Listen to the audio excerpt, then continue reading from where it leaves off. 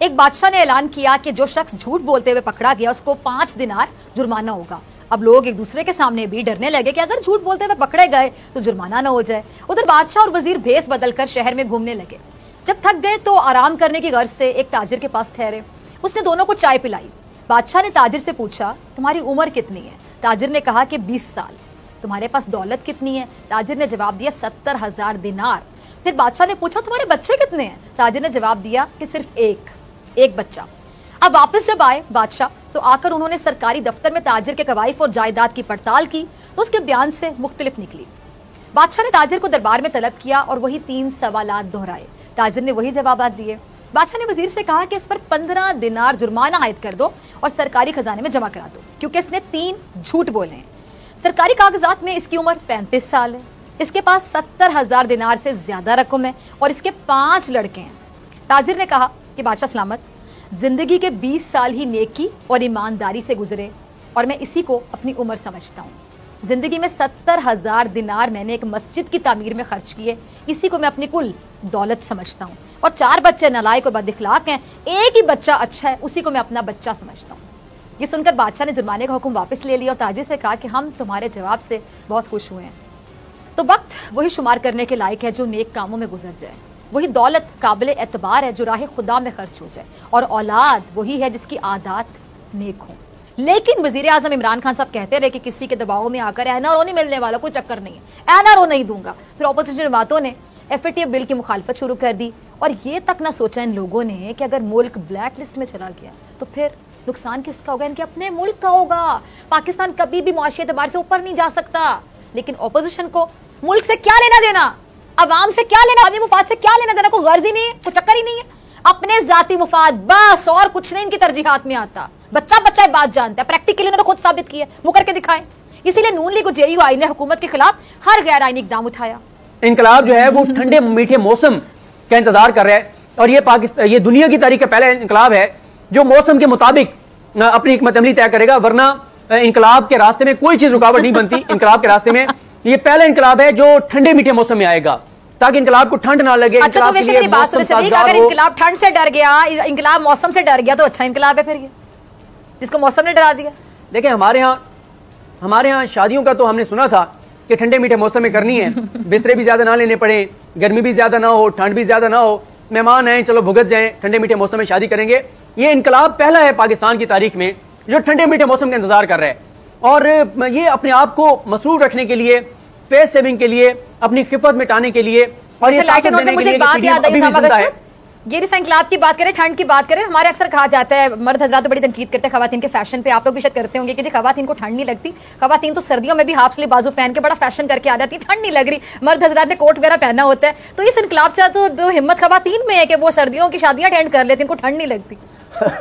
یہ دیکھیے اگر آپ کمیٹڈ ہوں جس طرح یعنی خواتین فیشن کے ساتھ کمیٹڈ ہوتی ہیں. اصل میں دیکھیں یہ کبھی بھی عوام کو نہیں لا سکے. یعنی ایسا آدمی جو پریشان ہے، جو مہنگائی سے، بے روزگاری سے پریشان ہے، اس کو یہ نہیں نکال سکے کیونکہ ایک تو ٹرسٹ نہیں تھا لوگوں کو اور یہ تھا کہ دیکھیں آپ پہلے بھی ڈیل کر کے باہر بھاگ گئے ہیں. سردی بہانہ ہے یہ. ہاں جی، آپ کے سوائے کارکنوں کے جن کے خود مجھے کھوکر برادران کے ہی بندے نے بتایا کہ جناب وہ سب سے زیادہ لوگ ہم لے کر گئے تھے اور وہ جو پھر دیہڑی پر جس طرح سے لے کر جاتے ہیں لاہور جلسوں میں، گجرات جلسے میں، پورے پاکستان سے اکٹھے کرتے رہے. اور اس کے بعد وہ دیہڑی بھی پھر نہیں ملتی، بعد میں وہ ملتے ہی نہیں ان بیچاروں کو پیسے، وہ بھی اس کے لیے مارے پھر رہے پھر اگلے جلسے میں کام آتے ہی نہیں. یہ تو حال ہوتا رہا ہے. تو انقلاب اور یہ سب چیزیں کیا یہ ایسی ڈھکوسلے تھے، اصل میں اپنے آپ کو بچانا تھا. وہ دیکھ لینا آج فضل الرحمان صاحب نے کیا کہہ دیا. انہوں نے کہا کہ جی ہمیں تو قاف لیگ نے کہا تھا، ہمیں تو چودھری برادران نے کہا تھا کہ ہم اس حکومت کو گرا دیں گے مارچ میں، تو ہم اس پہ دھرنا جو ہے نا ہم نے لپیٹ دیا، سر واپس آ گئے تھے. یہ تو ہمارا حال ہے. وہ جس طرح بچہ نہیں ہوتا وہ ہار جائے جب کہتے جی وہ دیکھیں جی اس نے مجھے کہا تھا کہ وہ جو ہے نا وہ امپائر جو ہے میرا ساتھ دے گا تو وکٹ ہمیں ملنی تھی، وہ بعد میں امپائر ہی مکر گیا، ہم کیا کریں. وہ حساب ہے کہ آپ تو اپنے بلبوتے پر کچھ نہیں کر سکے تو اب آپ جناب کبھی قاف لیگ پر الزام لگا دیں، کبھی کسی پر لگا دیں. اور پھر اب خواجہ سعد رفیق نے جو پریس کانفرنس کی اس سے آپ دیکھنے کا کیا حال ہو رہا ہے. جو تحریک شروع ہوئی تھی ججز کو کہ جی ہم تم پر زندگی تنگ کر دیں گے، یہ کر دیں گے، ہم لوہے کے چنے ہیں، تمہارے دانت ٹوٹ جائیں گے مچوانے. اس کے بعد پھر جنرلز تک آئی. اب حال یہ ہے کہ خواجہ سعد رفیق صاحب نے خواجہ آصف کے وہ بلڈنگ گرانے پر کہا ہے کہ ہم لسٹیں تیار کر رہے ہیں افسروں کی جس نے یہ سارا کچھ کر رہا ہے تو باز آ جاؤ. یعنی جب ہماری گورنمنٹ آئے گی تو ہم تمہیں دیکھ لیں گے. یہ چند دن تک خاک گروپوں تک آ جائیں گے کہ جناب تم دیکھ لو، ہم تمہیں نہیں چھوڑیں گے، یہ جو تم بتا رہے ہو کر رہے ہیں. یہ اب ختم ہو رہا ہے. عوام کے لیے ایک بڑی خوشخبری اور وہ یہ کہ چین سے تحفے میں ملنے والی کورونا कोरोना वैक्सीन की पहली खेप पाकिस्तान पहुंच गई। अब अगले चंद दिनों में मुल्क भर में वैक्सीनेशन का अमल जो है वो शुरू कर दिया जाएगा। पहले कोविड-19 के खिलाफ जंग लड़ने वाले फ्रंट लाइन हेल्थ वर्कर जो केयर वर्कर्स हैं उनकी बारी आएगी और दूसरे मरहले में जो वैक्सीन है पहले 60 और फिर 50 साल से ज्यादा उम्र के लोगों को लगाई जाएगी और अगले 4 से 5 महीने में आबादी के बड़े हिस्से को वैक्सीन लगा दी जाएगी। हुकूमत की जानिब से दर्जा हरारत को बरकरार रखने और वक्त बचाने के लिए सिंध, बलोचिस्तान और गिलगित बल्तिस्तान को वैक्सीन तैयारों के जरिए फराहम की जाएगी। वैक्सीनेशन के पहले मरहले के लिए पंजाब में 189 और सिंध में 14 मराकिज कायम किए गए हैं और खैबर पख्तूनख्वा की अगर मैं बात करूं वहां पे 280, बलोचिस्तान में 44 और इस्लामाबाद में 14 वैक्सीनेशन सेंटर कायम किए जा चुके हैं। आज़ाद कश्मीर में 25 और गिलगित बल्तिस्तान में 16 मराकिज के जरिए वैक्सीनेशन की जाएगी। इस पर बात करने के लिए मेरे साथ मौजूद हैं वज़ीर आज़म के मुआवतर फैसल सुल्तान साहब, किसी तारुफ के मोहताज नहीं। डॉक्टर साहब बहुत शुक्रिया, वार्म वेलकम। डॉक्टर साहब, वज़ीर सेहत पंजाब डॉक्टर यास्मीन राशिद कहती हैं कि कोरोना वैक्सीन के साइड इफेक्ट्स बहुत ज्यादा हैं। कुछ ममालिक में कोरोना वैक्सीन लगाने से अमवात भी हुई हैं, इसलिए हर शख्स अपनी जिम्मेदारी पे, अपनी रिस्पॉन्सिबिलिटी पे ये वैक्सीन लगवाएगा। सर, साइड इफेक्ट्स क्या है इसके? आवाम को वैक्सीन के साइड इफेक्ट से जरा आगाह कीजिए, क्योंकि लोग बड़े परेशान है कि वैक्सीन अब लगवानी चाहिए नहीं लगवानी चाहिए। जी, मेरे ख्याल से उनकी बात शायद वो प्रॉपर्ली या समझ नहीं पाए या शायद वो प्रॉपर्ली कम्युनिकेट नहीं हुई। तो बहुत ज़रूरी है कि हम जो इसका बचाव का एलिमेंट है उसको अपने सामने रखें और हमारे माशरे के लिए मजमूई तौर पे और हमारे लिए इंफरादी तौर पे और हमारे ख़ानदान और अपने अजीज़ व अकारिब के लिए बहुत ज़रूरी है कि हम इस बीमारी के बचाव में शामिल हों इस वैक्सीन के ज़रिए। ठीक है। अच्छा डॉक्टर साहब, किसी भी शख्स को या कोरोना मरीज को अगर ये वैक्सीन लगाई जाएगी कितनी देर तक ये मौसर रहती है, ये भी जरा बता दीजिएगा। अच्छा, इस वक्त तो ये ख्याल किया जा रहा है कि इसके जो असर का जो दौरानिया है वो अच्छा खासा है, कम से कम कई महीने तो ज़रूर है और ये भी मुमकिन है कि इससे भी बहुत ज़्यादा हो। तो ये चूंकि ये इवॉल्विंग साइंस है, इसके बारे में बहुत हद तौर पे इसके ड्यूरेशन और प्रोटेक्शन पे बहुत ज़्यादा नहीं कहा जा सकता, लेकिन हम समझते हैं कि कई महीने है और आपकी जो बीमारी की मौजूदा लहर है इससे बचाव में इसमें वाज़ेह फ़र्क आ सकता है। ठीक है। अच्छा, ये भी हम जानना चाहेंगे कि पाकिस्तान में किन ममालिक की जो वैक्सीन है वो अप्रूव कर दी गई है? जी बिल्कुल ऐसे है कि ये साइनोफार्म वैक्सीन सबसे पहले अप्रूव हुई, एस्ट्राजेनेका साथ ही आगे पीछे हुई, दोनों एक आध दिन का फर्क था दोनों में। इसके अलावा एक और जो रूसी वैक्सीन है, आई थिंक वो भी अपने फाइनल मराहिल में है अप्रूवल के।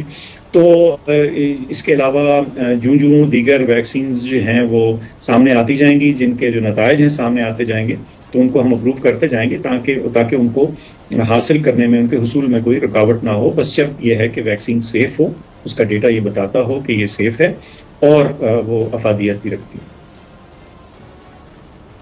अरे डॉक्टर साहब, एक अहम सवाल जो जहन में आता है कि जिस तरह कोरोना वायरस को हम देख रहे हैं कि अपनी शक्ल तब्दील करता है, म्यूटेट करता है, म्यूटेशन होती है इसमें, तो ये जो वैक्सीन बनाई जाती है तो करंट जो उसकी शक्ल होती है उसके मुताबिक बनाई जाती है। अगर आगे जाके म्यूटेट करता है, म्यूटेशन करता है, तो उसके बाद क्या ये वैक्सीन जो है ये उसके नई शक्ल पर या जो उसकी नए चेंजेस आएंगे, तब्दीली होगी, उस पर भी हम कह सकते हैं कि इम्प्लीमेंट में हो सकती है, उस पर भी एप्लीकेबल हो सकती है या वहां पर ज़ाया हो जाएगी? अभी तक तो जो एदाद शुमार सामने हैं इसकी अफादियत के हवाले से, म्यूटेंट्स के सामने जो स्ट्रेन्स हैं, वेरिएंट्स हैं, उसके अभी प्रोटेक्शन चल रही है। ऐसी कोई चीज़ नहीं कि प्रोटेक्शन जो है वो कम हो गई। थोड़ी बहुत तो तब्दीली लोगों ने देखी कम से कम एक आध वैक्सीन से, लेकिन अभी हम कॉन्फिडेंस के साथ कह सकते हैं कि जितने इस वक्त स्ट्रेन्स हैं उनके खिलाफ जो तमाम मौजूदा वैक्सीन हैं वो अपना असर रखेंगी।